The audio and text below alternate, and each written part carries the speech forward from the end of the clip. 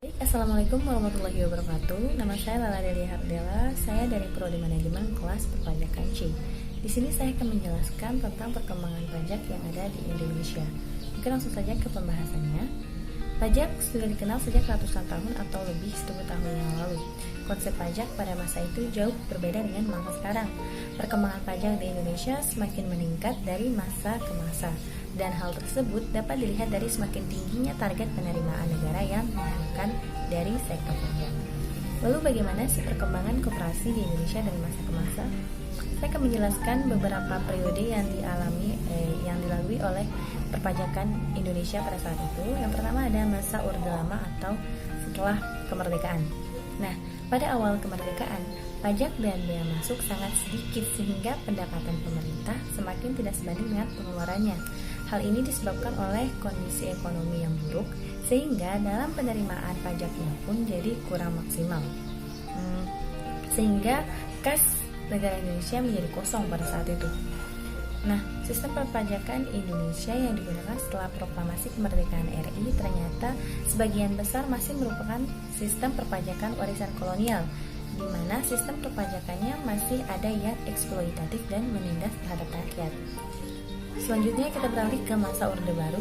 Masa kedua pada tahun 1962 sampai 1980-an. Pada awal masa Orde Baru ini, pemerintah melancarkan pembenahan sistem fiskal, terutama dalam sistem perpajakannya. Pada akhirnya diadakan perubahan atas perundang-undangan pajak yang secara umum dikenal dengan MPS atau menghitung pajak sendiri, dan MPO menghitung pajak orang lain.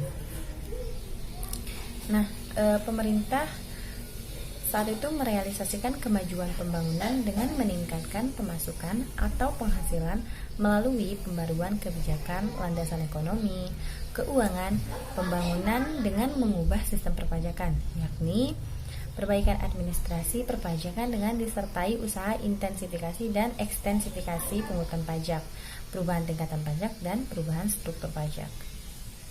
Selanjutnya kita beralih ke masa reformasi dan sampai sekarang. Pemerintah RI ternyata mampu menjebol dan menggantikan secara total sistem perpajakan kolonial menjadi PSPN, yang artinya pembaruan sistem perpajakan nasional. PSPN ini merupakan tindak lanjut penyempurnaan dari sistem MPS dan MPO yang telah ditetapkan pada tahun 1967 sebelumnya, atau yang sudah dijelaskan sebelumnya. Nah, perubahan mendasar yang telah dilakukan dalam PSPN yaitu yang pertama,